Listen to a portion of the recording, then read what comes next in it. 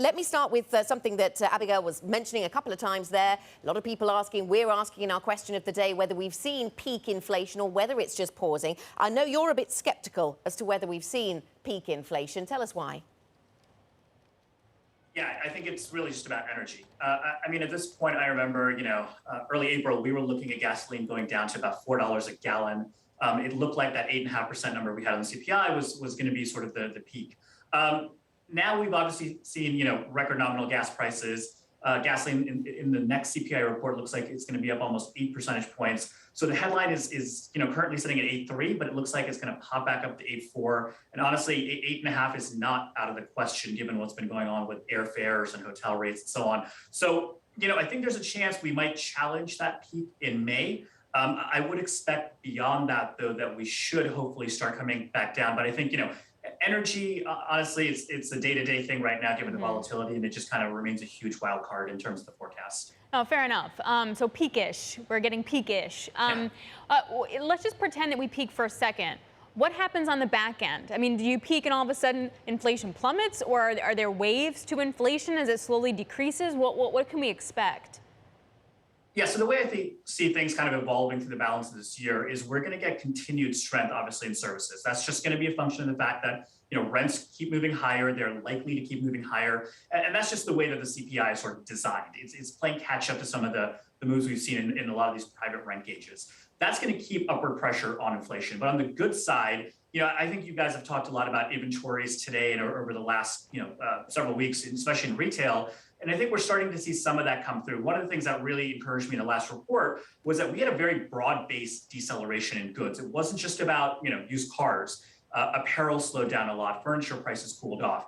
If we can kind of keep seeing that, as the months go by, we should get goods, coming off quite a bit. And I think some of the services stuff should come off. I mean, airfares can only go so high, before people start cutting back on travel plans. We're already hearing some of that in terms of, the driving season given gasoline. So I do expect, some relief coming, but I think it might be sort of a bumpy summer until we get more relief later in the fall.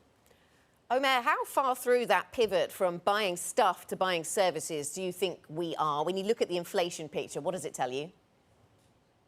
Yeah, what's interesting about services is that if you think about, what the CPI has done on the services side, the first, 4 months of this year compared to kind of the tail end of last year, most of the acceleration in core services this year, actually almost about 90% of it, is squarely in the transportation category. And that is mostly just airfares, but it's also things like auto insurance, transit rates are going back up as people venture back out. That's really where the bulk of the services acceleration has come from. A lot of other services categories so far haven't really shown a lot of pop. So things like education services, communication services, are kind of doing the same thing that they did in 2021, and frankly, really haven't really accelerated. So that's why I say that, airfares can only go so high. And once they stop accelerating, they may not come back down sharply, but once that acceleration stops, you should get a lot of that acceleration in the growth rate in the core inflation numbers come off later this year. Omair, I know you mentioned earlier that energy and gasoline is really hard to call, but the overall idea is that inflationary pressure is transient. Is there a chance that it's not actually cyclical, that we're in a structural transition away from certain fuels? Refiners have shut down. They may not be coming back because of that. Is there a case to be made for that? Honestly, Alex, I think you know a lot more about the commodity space than I do. But, I would say that I'm sort of basing it on the way that, kind of the futures markets look like right now in terms of energy. And it seems like at least there's some suggestion that, prices should come down. We've seen gasoline kind of flatten out the last several days.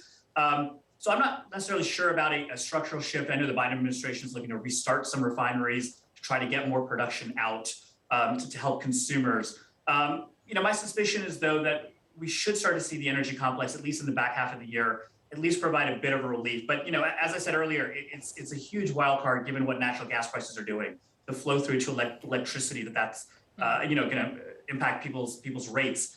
So energy is still a big wild card, as are food prices. There's really no relief on food prices, in the very near term, given what we're seeing in a lot of different areas.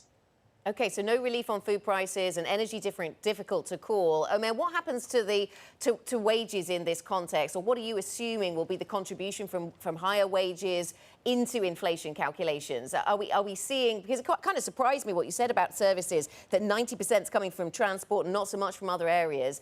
Is there still room then that we see quite a lot more wage pressure and then further inflation, secondary effects?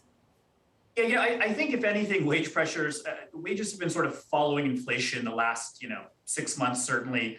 In real terms, we have to remember wages are still, the last 3 quarters have been down. So in my view, at least, I don't think wage pressures are really pushing inflation higher. If anything, it might be the other way around where, for example, I think Apple announced recently that they're raising wages to help their workers combat inflation. So if anything, it seems to be sort of trailing what we're seeing on the inflation front. But yeah, in terms of the acceleration in services that you mentioned, it is really in the transportation side. So to me, it's a little bit of a reopening. And quite frankly, if you look at the last 3 quarters, it's been this wave on transportation.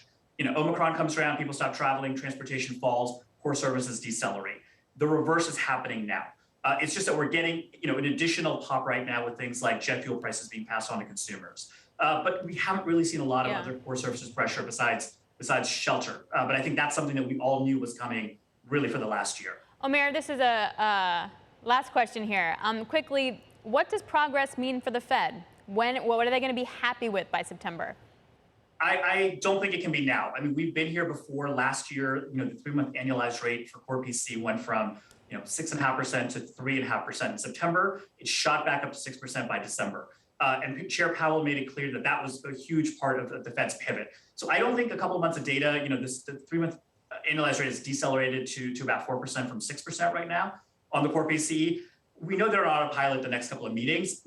By the time that September meeting rolls around, we will have had, the May, June, July core PC data. We will have had 4 months of CPI. I think there's plenty of inflation data coming for them to sort of digest before they really need to kind of shift gears.